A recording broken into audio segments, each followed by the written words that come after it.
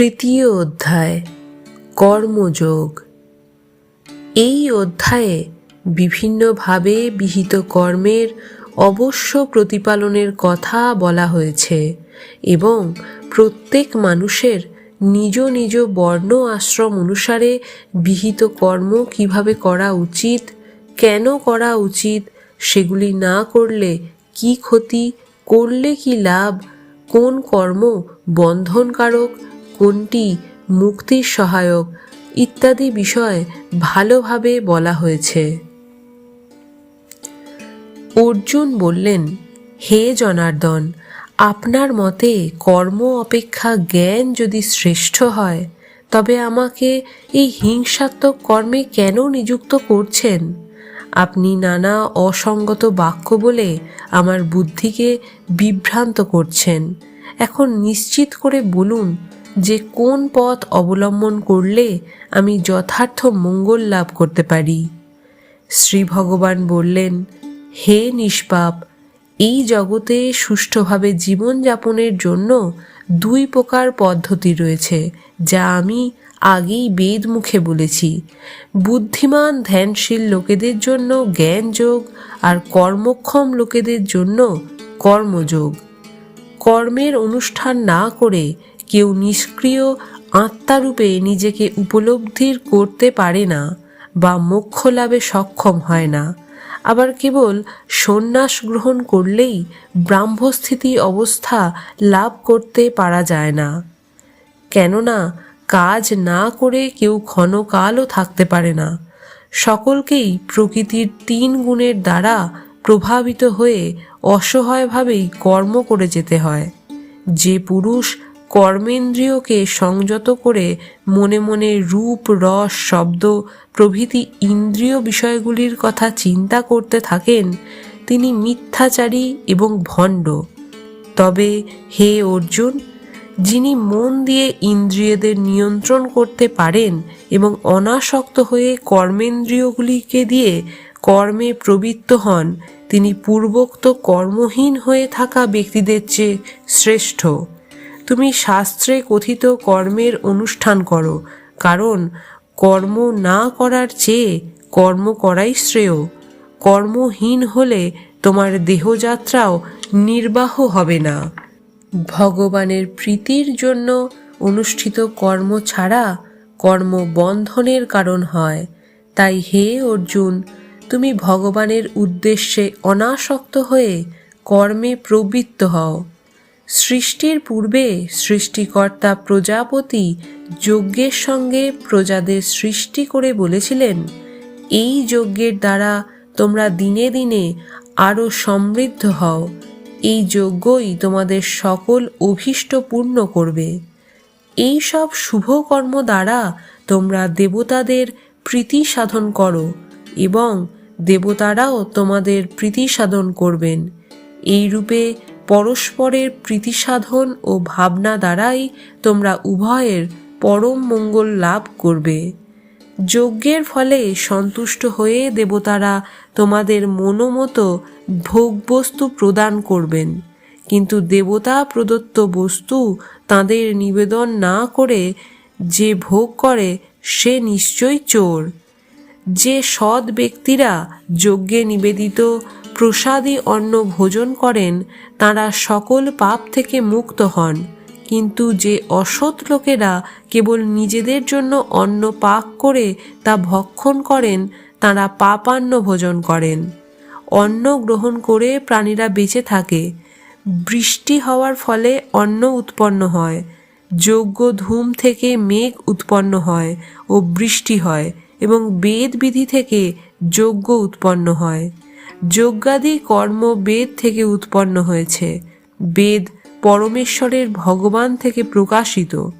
অতএব সর্বপরিব্যাপ্ত ব্রহ্ম যজ্ঞে সর্বদা প্রতিষ্ঠিত আছেন। হে অর্জুন, যে ব্যক্তি বেদ বিধি এইসব যজ্ঞ অনুধ্যান না করে কৃষ্ণের প্রবর্তিত কর্মচক্রের অবহেলা করে, সে ইন্দ্রিয়পরায়ণ পাপী ব্যক্তি বৃথা জীবন ধারণ করে। কিন্তু যে ব্যক্তি আত্মাতেই প্রীত, আত্মাতেই তৃপ্ত এবং আত্মাতেই সন্তুষ্ট তার কোনো কর্তব্য কর্ম নেই। ইহজগতে কর্মের অনুষ্ঠান করলে অথবা না করলে আত্মজ্ঞানী ব্যক্তির পুণ্য বা পাপ কিছুই হয় না, কারণ নিজ প্রয়োজন সিদ্ধির জন্য তাকে কারোর সহায়তা গ্রহণ করতে হয় না। অতএব তুমি অনাসক্ত থেকে সর্বদা নিত্য কর্মের অনুষ্ঠান করো, কারণ অনাসক্ত হয়ে কর্ম করলে মানুষ পরমেশ্বরকে লাভ করতে পারে। তাই হে ভারত, অজ্ঞানীগণ আসক্তিবশত যেমন কর্ম করে থাকেন, জ্ঞানী ব্যক্তিরা অনাসক্ত চিত্তে লোক রক্ষণের জন্য সেরকমই কর্ম করবেন। জ্ঞানীরা কর্মাসক্ত জ্ঞানহীন ব্যক্তিদের বুদ্ধি বিভ্রান্ত করবেন না, বরং তারা যোগ সমাহিত হয়ে সকল কর্ম করে অন্যদেরও কর্মে প্রবৃত্ত করাবেন। প্রকৃতির গুণ দ্বারাই সকল প্রকার কার্য সম্পন্ন হয়, কিন্তু অহংকারে মোহগ্রস্ত লোকেরা মনে করে আমি সব কিছুর কর্তা। হে মহাবাহ, গুণ ও কর্ম বিভাগের যথার্থ তত্ত্বজ্ঞ বিদ্বান পুরুষ জেনেছেন যে প্রকৃতি তার গুণ দ্বারা সমস্ত কর্ম পরিচালনা করেন। আত্মা নিঃসঙ্গ এরকম তত্ত্ববেত্তা ব্যক্তিরাই কর্মে কর্তৃত্বাভিশূন্য হয়ে থাকেন। যে সকল অজ্ঞানী ব্যক্তি প্রকৃতির গুণে মুগ্ধ হয়ে দেহে এবং ইন্দ্রিয়ভোগ্য বিষয়ে একেবারে আসক্ত হয়ে রয়েছেন, সেই সব অল্পবুদ্ধি বিষয়ী মানুষের শুভ কর্ম করার ভাবনা থেকে জ্ঞানীরা বিচলিত করবেন না। ঈশ্বরের জন্য ভৃত্যের মতো কর্ম করছি এরূপ বুদ্ধি দ্বারা আমাদের সমস্ত কর্মের ফল সমর্পণ পূর্বক কামনা ও মমতা রহিত হয়ে শোকশূন্য পূর্বক তুমি যুদ্ধ করো। যেসব মানুষ শ্রদ্ধাবান ও অসূয়াশূন্য অর্থাৎ গুণে দোষ দেখা যায় এমন হয়ে আমার এই উপদেশ অনুসারে কর্ম করে, তারা কর্মবন্ধন হতে মুক্ত হয়। কিন্তু যেসব অশ্রদ্ধাবান ব্যক্তি আমার এই উপদেশের নিন্দা করে এবং তা পালন করে না, সেই সব বিবেকহীন ব্যক্তিগণকে সর্বজ্ঞান বিমূঢ় ও পরমার্থভ্রষ্ট বলে জানবে। জ্ঞানী ব্যক্তিরাও নিজ নিজ স্বভাব অনুসারে কাজ করে। অজ্ঞের আর কি কথা, প্রাণীগণ নিজের স্বভাবের বশবর্তী হয়েই চলে। এখানে আমার বা অন্যের শাসন কিংবা নিষেধের কি ফল হবে? সমস্ত মানুষ তথা প্রাণী ইন্দ্রিয়ের আনন্দকর বিষয়গুলিতে আসক্ত হয় এবং দুঃখকর বিষয়গুলির প্রতি বিরক্ত বোধ করে, কিন্তু এভাবে ইন্দ্রিয়ের বিষয়গুলিতে বশীভূত হওয়া উচিত নয়, কারণ এই রকম ভাবনার আধ্যাত্মিক উন্নতির বিঘ্ন হয়ে থাকে। অতি সুন্দর রূপে অনুষ্ঠিত পরধর্ম অপেক্ষা দোষযুক্ত হলেও স্বধর্মের অনুষ্ঠান করাই সবচেয়ে ভালো। স্বধর্ম সাধনে যদি দেহত্যাগ হয় তাও মঙ্গলজনক, তবু অন্যের ধর্ম পালন করতে যাওয়া বিপজ্জনক। অর্জুন জিজ্ঞাসা করলেন, হে কৃষ্ণ, মানুষ কার দ্বারা চালিত হয়ে যেন ইচ্ছার বিরুদ্ধে জোর করে পাপ কর্মে নিয়োজিত হয়? ভগবান বললেন, এই কামনাই হলো কাম এবং এটাই ক্রোধ। রজগুণ থেকে উৎপন্ন এই কাম ও ক্রোধ হলো সর্বগ্রাসী ও পাপাত্মক। কামই মানুষকে পাপের প্রেরণা দেয়। কামই প্রতিহত হয়ে ক্রোধে পরিণত হয়। কামকেই মানুষের জীবনে সর্বাপেক্ষা প্রধান শত্রু বলে জানবে। যেমন ধোঁয়ার দ্বারা আগুন আবৃত থাকে, ময়লা দ্বারা দর্পণ আবৃত থাকে, জরায়ু দ্বারা গর্ভ আবৃত থাকে, তেমনি কাম দ্বারা ভগবৎ জ্ঞান আবৃত থাকে। হে কুন্তিপুত্র অর্জুন, এই কামই জ্ঞানীর চিরশত্রু। এটা আগুনের মতো সর্বগ্রাসী। এই তৃষ্ণারূপ কাম বিবেক বুদ্ধিকে আবৃত করে রাখে। ইন্দ্রিয়সমূহ মন এবং বুদ্ধি এই তিনটিকে আশ্রয় করে কাম বিদ্যমান থাকে। এই তিনটি জিনিস দিয়েই কাম জ্ঞানকে আবৃত করে জীবকে দেহ অভিমানে অভিভূত করে তোলে। সেজন্য হে ভারত শ্রেষ্ঠ, তুমি প্রথমে ইন্দ্রিয়গুলিকে নিয়ন্ত্রণ করে জ্ঞান ও বিজ্ঞান নাশের মূল কারণ এই পাপাত্মা কামকে বিনাশ করো। আমাদের স্থূল দেহ থেকে ইন্দ্রিয়গণ শ্রেষ্ঠ, বা বলশালী ইন্দ্রিয় থেকে মন বলশালী, মন থেকে বুদ্ধি বলশালী। আবার যিনি সকলের অভ্যন্তরে রয়েছেন সেই আত্মা সকলের চেয়ে শ্রেষ্ঠ বা বলবান। জনকাদি মহাত্মাগণ নিষ্কাম কর্ম করেই সিদ্ধিলাভ করেছিলেন। সুতরাং লোক রক্ষার জন্য তোমরাও নিষ্কাম কর্ম করো।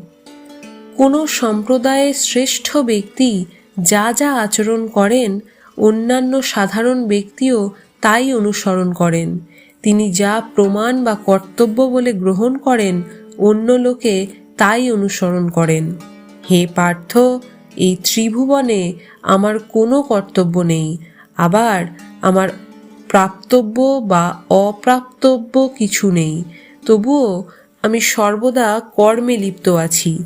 কারণ আমি যদি আলস্য ছেড়ে কর্মে প্রবৃত্ত না হই, তাহলে হে অর্জুন, সমাজে অন্যান্য সমস্ত মানুষেরা আমার আচরিত পথই অনুসরণ করবে। তাছাড়া যদি আমি কর্ম না করি, তাহলে এই সমস্ত লোক উচ্ছন্নে যাবে। আমি বর্ণসংকর সৃষ্টির কারণ হব এবং তার ফলে ধর্মলোপের প্রভাবে আমার দ্বারা প্রজাদের বিনাশ ঘটবে। হে অর্জুন, তুমি নিজেকে ইন্দ্রিয়, মন ও বুদ্ধির অতীত আত্মা জেনে নিশ্চয়াত্মিকা বুদ্ধির দ্বারা মনকে স্থির করে অজ্ঞানের গোড়া দুর্জয় তৃষ্ণারূপ কামকে সমূলে বিনাশ করো। एवं बुद्धे परम बुद्ध्या संस्तभ्य आत्मनम आत्मना जेहि शत्रु महाबाहो কামরূপম দুরাসদম। তৃতীয় অধ্যায়ের এই শেষ শ্লোকটিতে এসে আমরা বুঝতে পারছি যে মানুষ স্বরূপত আত্মা। শুধু মানুষ নয়, বিশ্বের সমস্ত কিছুই পরমাত্মাতে স্থিত।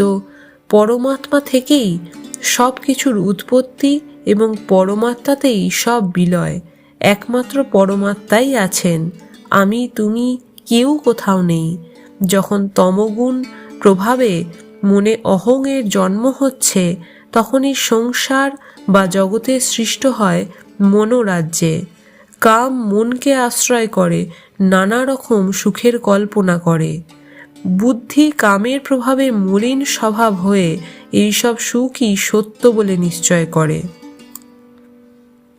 ইতি কৃষ্ণ ভাবনাময় কর্তব্য কর্ম সম্পাদন বিষয়ক কর্মযোগ নামক শ্রীমদ্ ভগবদ্ গীতার তৃতীয় অধ্যায়ের ভক্তি বেদান্ত তাৎপর্য সমাপ্ত।